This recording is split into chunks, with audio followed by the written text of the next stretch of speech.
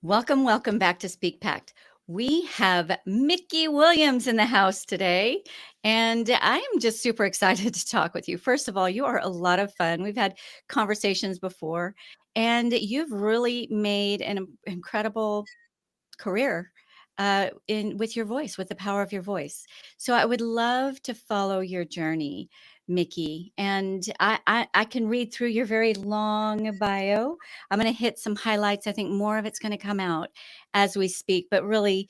The presence that you bring and the insights that you bring to the table really speak for themselves. So you have um, won the prestigious Hall of Fame, Speaker Hall of Fame, which is no small achievement. That's pretty amazing. You've spoken on TEDx stages.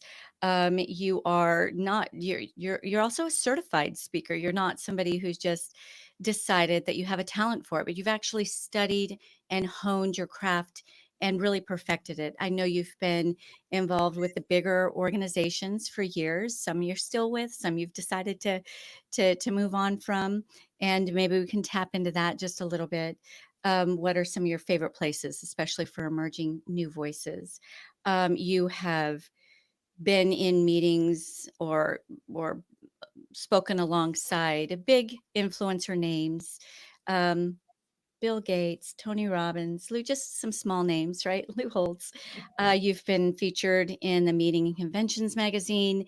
The list goes on. And I'm just really impressed that one of the things I really love about you, Mickey, one of the many things, is that you've never compromised your style, your authenticity. So talk to me about the early beginnings. Who was Mickey when nobody knew your name, and what started this whole journey for you? That's a great question because who was Mickey was has to go all the way back to my childhood. I won't go there, but I will tell you I was raised by a single mom who just told me that I could accomplish whatever I wanted to, and I was fine who I was. So I was an outlier even as a young child. When everybody smoked, I didn't. When everybody dressed a certain way, which they do in high school, I didn't. So that was nurtured from nature and nurture very early in my life, and I got very comfortable with it and confident with it. And it's been a topic that's seen me through every single career that I have. People ask that. But you know, the interesting thing that ties it all together, Antoinette, is that when people say, what is the one thing? It goes back to like the movie City Slickers, when they asked Billy Crystal, what is that one thing? The Right. one thing that I would tell everybody who was an emerging speaker is authenticity, which is something you can't fake. I'm the same person off stage as I am on stage. And let me say, it's not been a smooth ride because there's a lot of judgment. I say I'm the same victim of discrimination as people are with their ethnicity and their religion. I've been the victim, if I hate to use that word, or I should say the survivor of discrimination against my outrageousness. I've just lived outside the box my whole life and not fit into any kind of career that I've had. And I've had nine, and I've never fit in the box. So that's my first piece of advice. Whoever you are, however you dress, whatever you sound like, bring it. I look at you as a victor, right? Not the victim. And Yeah, sometimes those pushbacks really just solidify who we really are, right? If you just can't help but be yourself, yeah. then why? Well, then why? Then why try to fit into leopard skins when you're a lion, right? Or whatever it might be. To help the journey that you've had, what would the Mickey today? What piece of advice would the Mickey today have given that Mickey in the early years? You know, I'm sure I made lots of mistakes. I'd rather just answer that question with probably three of the things that I get asked a lot about what are those success tools early on. Great. One is absolutely tenacity. To me, the word no means not now. It's like I'm calling you till you die or I do. So it's tenacity. Number two is early organization. I paid a consultant when I had absolutely no money. I had to borrow the money and overnight it to this person. And it was probably one of the most worthwhile investments I made because he saved me so much time and by showing me the systems that I would need to grow as a speaker. So the tenacity and organization. And the other thing is I'm a goal oriented person. So I was very clear what I want to accomplish in those first 5 years. And when I have that goal, the tenacity in me, I had a one liner in my one woman show. What's the difference between a Jewish mother and a Rottweiler? Do you know, Antoinette? They're both pit bulls. No. A Jewish mother will eventually let go. A Rottweiler will eventually let go. Oh, that's great. So I am, yeah, I've got this tenacity about me, but it comes from a lot of early tragedy and defining moments in my life that made me who I am, circumstances that almost everybody has. But I would say those two factors, three factors, tenacity, organization, and goal setting really help serve me almost in all my businesses, but especially in speaking. Foundational, right? Yes, Everybody's looking for that magic something, that magic so thing, true. and it really comes back to that. Tenacity, don't give up, and don't think it's just gonna happen. It takes some elbow grease. A lot of rejection. Get organized and Yes. bring in the reinforcements, right? Figure out who can come you can come alongside or who can come alongside you and help you on that journey and set some targets, right? If you do the whole thing we've always heard, if you don't have a target, you're not gonna how are you gonna hit it, Yeah. right? Those are so foundational, but for somebody who has really made it in the speaking industry, you can say as an insider insight, right? That's what it takes to get to where you are. Yeah, just a short little anecdote to emphasize that. I'm on a network of speakers, and and these are all pretty much emerging speakers trying to make an inroad in a big organization, and they're all writing in about what's the secret? How do you do it? Do I take the client out to dinner? Do I send them this afterwards? And I'm reading it, and finally I just hit a boiling point, and I wrote in and I said, you know what? I'd be happy to host a complimentary Zoom all of you with this question because I have the answer to that. So about 38 people show up. They're all leaning in for that magic bullet. And I say, here it is. Again, it's one thing: have a killer speech. That's it. If you have a killer speech, everyone's going to want you afterwards. It doesn't matter what gifts you bring before or after, or who you take to dinner, or what letter you write, or what marketing ploy you use. Just have that one great speech, because that's what I had when I started. I had one great speech that kept leveraging and catapulting and moving on. And after I saw what was happening and then I got established, I started developing my other topics. But people either dilute what they're doing or they do all these other things without focusing on the one thing they need, the great speech. Okay, right on, right on. And you have, I don't know, you just have this magnetism about you. You've got a great personality. You Thank can you. connect with people. I find that a great speech, the average newer, especially emerging speaker, thinks it's all about the content. Oh, We know it's all about the connection, right? How did you get that piece where you you know, started connecting with your audiences? another great insight, because a lot of times people, if you quote Peter Drucker, content, and I modified it where instead of content, I put delivery eats content for breakfast. Ooh, Because everybody thinks it's content, and you could have all the great content in the world, but if you can't deliver it in the most palatable or understandable way, all that content is wasted. And I know that from all my coaching clients. They mhm. all come with great content and they suck at delivery. And it's not about personality, because someone could say to me, just as you did, and thank you for that compliment, well, you're fine, you've got a great personality. Well, you take every performer who's on stage, they have a great personality. Most of them off stage are introverts or have no personality. So if you're going into a career that's speaking, then on stage you can't use that as an excuse. Ah, so good. Yes, and I love your quote. We're gonna quote you on this. Delivery eats content for breakfast. Yes, Mickey I Williams. paraphrase Peter Drucker, who had the original quote. Okay, Peter Drucker via Yes, Peter Drucker. yeah, I That's paraphrase him. fabulous. Yes.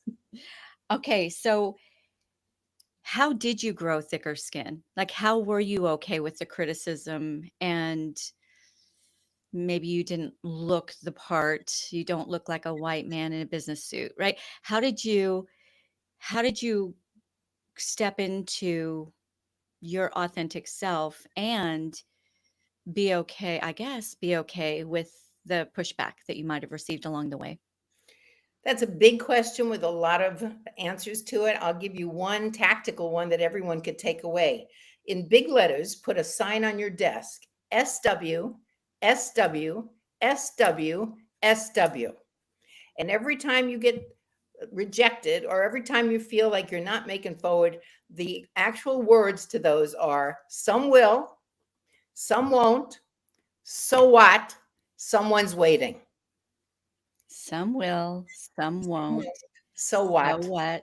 So what? Someone's waiting. Ah, Yes. that's fabulous. And Yeah. it's a daily reminder of every single person who says no, you're just getting closer to a yes. And again, that tenacity plays a role in it. And also confidence in your own ability. When you have that great speech and you know it is because you've got what we call social proof, you've given it, people love it, you get work from it.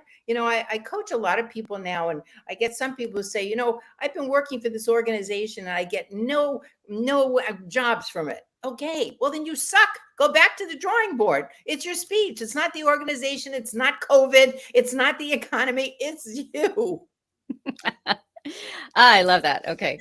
No, so good. Like there's always going to be something. There's always going to be a good Yes. reason why not to succeed. Or a There good will always, excuse. Or a yes, good excuse. Yes. yes, which we'll tell ourselves is a reason, right? But you're exactly Yeah. right. It is an Yeah. excuse. We all, I've seen people with no arms and no legs getting up there and dancing on stages, Of right? course. That proved nobody would have faulted that human being if they said, "Oh, I can't." What do you me dance on stage? What are you kidding? Look, that's it, right? But that's that no excuses. If it's something you know you want, yeah, Yes. The other thing that I've shared with people, a lot of speakers at all levels don't want to do the marketing. They just want to speak. Well, you have to understand you're not a speaker running a business. You're a business person who happens to be speaking. And that's a mental shift that I've had throughout my careers. I had a dance studio. I wasn't a dancer running a business. I was a business person running a dance studio. And when you get that psychological shift, I don't care what you are, you realize that your great talent or your creative service is not viable unless it's marketed and you learn business. Now, then I get everybody who says, well, I'm not a good business person. I don't like doing that. You have three choices. This is it: learn it, hire it, or delegate it. Those are your only three choices. If you ah, want to that's market your business, that's it: learn it, hire it, or delegate it. In this my is such experience. a key point. I'm so glad you said it. You said it, right? So many speakers don't get this part that it is a business. They Right. think, okay, I'm fabulous. I've got this great message that will change the world. Yes. And I have these accolades for whatever accolades they may have won, a pro athlete, well, whatever. So I should get hired to speak. Yeah. You can't buy a franchise and expect it just to happen. There's work that goes into it, right? And Exactly. speaking is a business, and there's there the or that goes right back to your other foundational piece, the organization Yeah. side of it, and bringing in the consultants that you need. You invest in yourself and in your talk and in the process, Yes. and you will succeed. So I love that you brought the business side up on it because we don't into this conversation because we really haven't tackled that on this podcast yet. Yeah. And the biggest challenge that I see for speakers, I was just sharing that with someone this morning. Because we know how to talk, it's a God given resource. We assume we know how to speak. Talking is a God given human resource, and speaking is a craft that I've worked at for 35 years. But that is the challenge that most people face. They get up, they wing it, which is horrible. That's a dirty word to me. They think they're fabulous. The audience can't follow them because there's no underlying structure. The person I read this morning said, what do you mean structure? He's a world famous doctor and lectures all over the world all the time. He said, I always go over my time limit. I also, and I said, because you don't have a structure. And he looked at me like I had four heads. I said, it's a craft. I run a 3-day speaker school, and people come and they're blown away by all the skills that are involved with the craft. They had no idea. Up to Yes. that point, they were good talkers.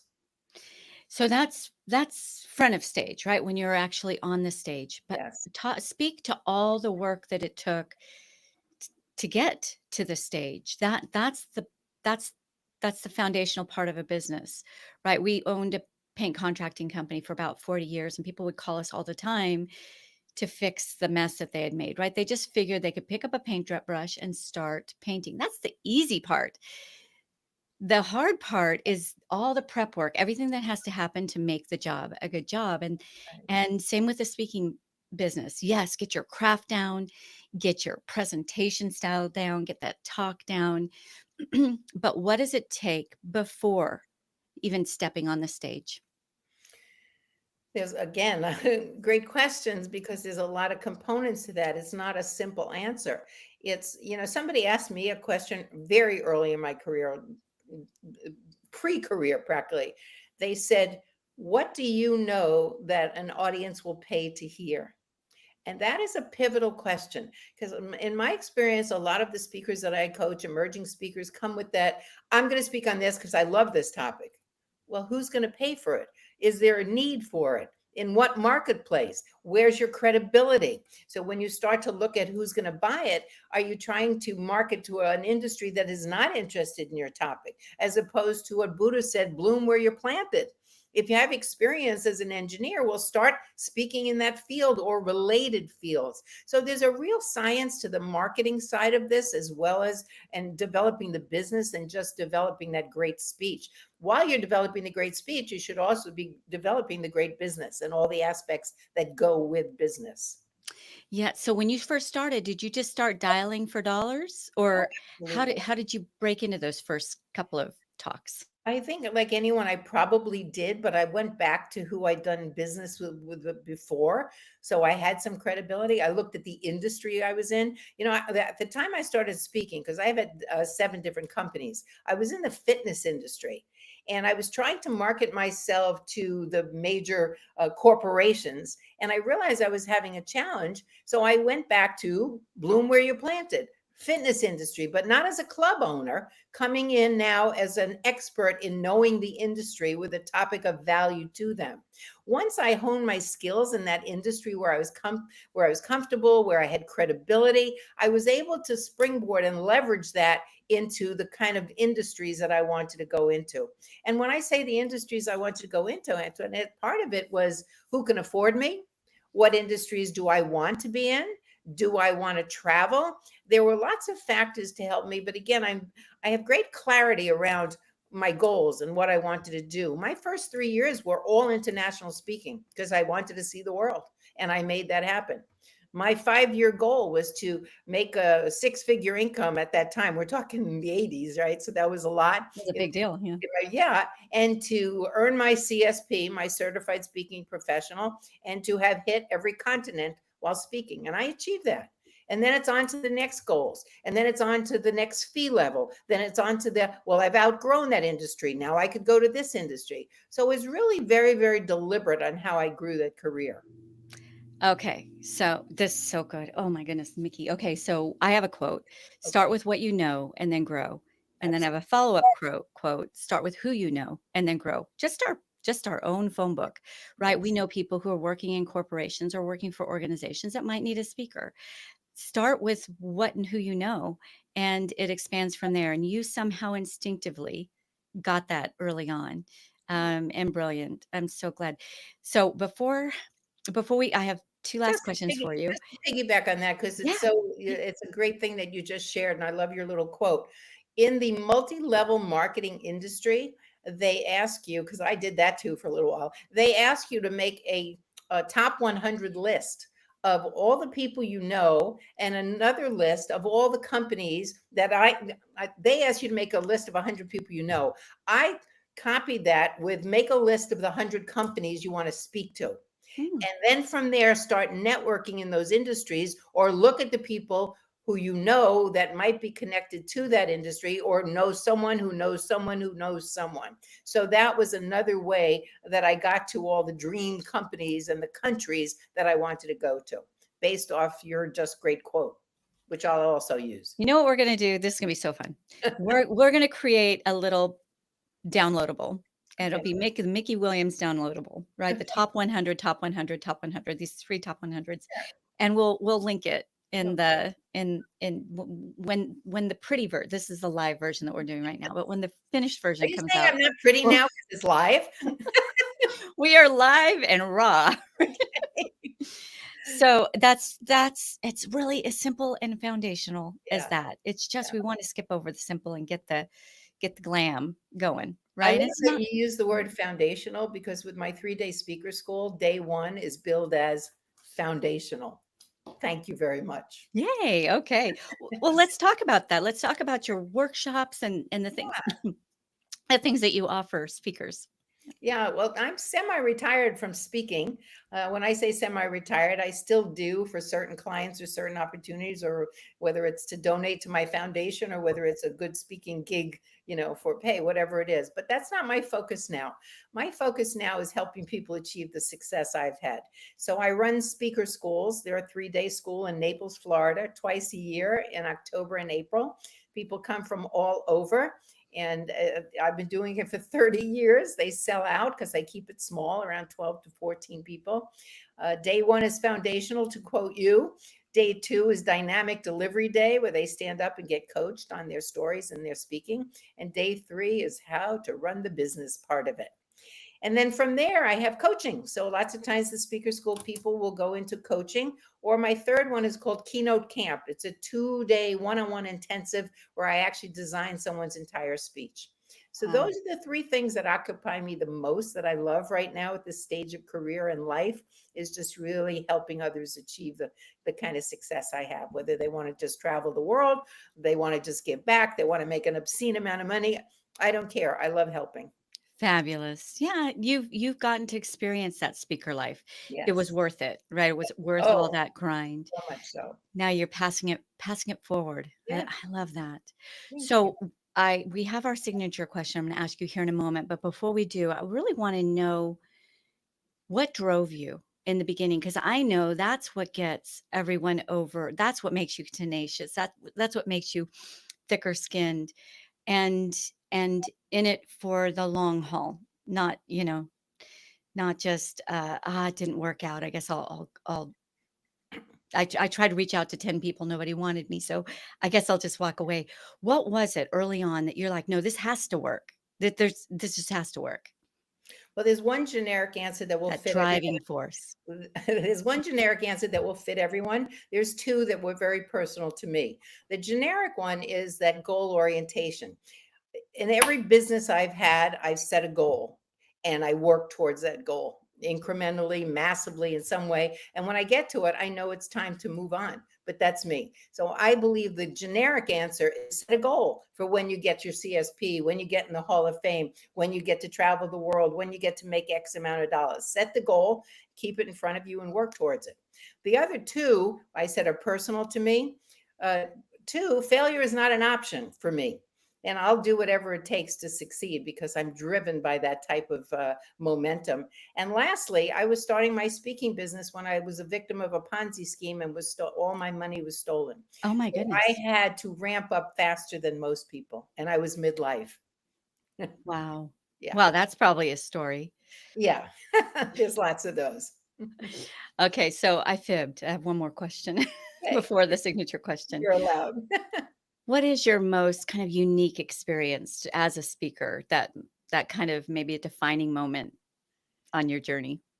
A defining moment is different than unique experience. So I'll take the unique experience first. Okay. I was on a tour and I spoke in Israel.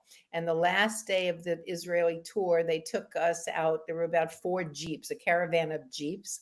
And we went into the Negev desert, which I thought was a great experience and I've thought been that there. was that was it, but it wasn't. Once we were way out in the desert where you couldn't even find a horizon, you're just a speck of humanity, like in the middle of an ocean. They stopped the Jeeps in front of a giant rock formation. We walked around it and they set a table with china, crystal, and tablecloths in the middle of the desert for our last meal before we departed. My Wow. going away gift was a picture of the table in the middle of the Israeli desert. Wow. That's pretty stellar. Yeah. That's amazing. Okay, now defining.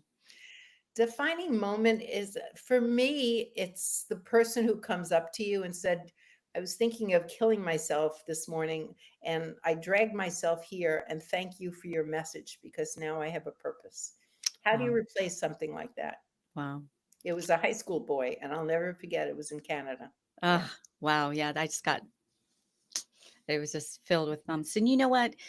That really speaks to you being authentic to you. He probably would not have connected and related and been able to really receive anything from you if you were who you thought you needed to be on stage. Well said. Instead, you brought Mickey Williams, and that's what he he connected to. And you know, how dare us? And we all have egos. We all have a bit of vanity, and I don't know, maybe we put on 10 pounds or whatever. And we're like, I'm gonna wait till I lose this 10 pounds before I get back on the stages. It's not about us. It's about it's about those people who are laying awake at night and they need to hear something to hold on to.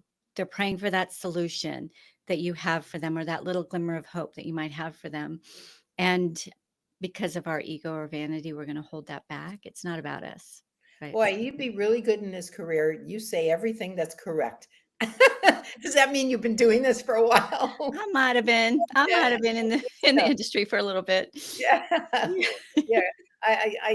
You affirm a lot of things I talk about and a lot of things I believe in. So I really appreciate you saying all that. It's such a pleasure talking to someone like you who understands and affirms the kind of things that I've experienced and through all the people you work with. So kudos to you, Miss Antoinette. Oh, thank you for that, Nikki. And I know you have a fabulous European trip coming up, and you took out this time for us to you just bring it. So as we close, you already gave us so many really actionable steps, but is there one thing that you would say if you do nothing else, do this and then add the other things? We're here, you and I are making a pact to impact together and us together with the Speak Pact audience. What is that challenge that you would give them? Yeah, I would give them a challenge to either get a coach, go to a school, doesn't have to be mine, but I believe that outside perspective will help propel you a lot faster when you're trying to figure it out yourself. By the same token, joining the National Speakers Association or your local chapter, to get you really going or to be accountable to someone. And that's really what drives it. And to find you, it's mickeywilliams.com, right? Yep, simple. Yeah. MIKKI, Yes. mickeywilliams.com. Yeah, and You I are have, fabulous. there's a links on there to my TED Talk, to my speaker school, to my coaching, everything. So that's just the best place to go. And it's One stop shop. outrageous, so I prepare you ahead of time. Well, I don't think anybody would be coming to you unless that's what they love it, right? That's That's what they want. They want hopefully. the real Mickey. All Yeah. right, so MIKKI Williams.com. Yes. You're fabulous. This has been just chock full of insights. Thank That's you for being with us today. Thank you for the honor and the invitation. I loved it. You're a barrel of fun as well. Woohoo! Bye All bye. right. Ciao, ciao for now. Bye.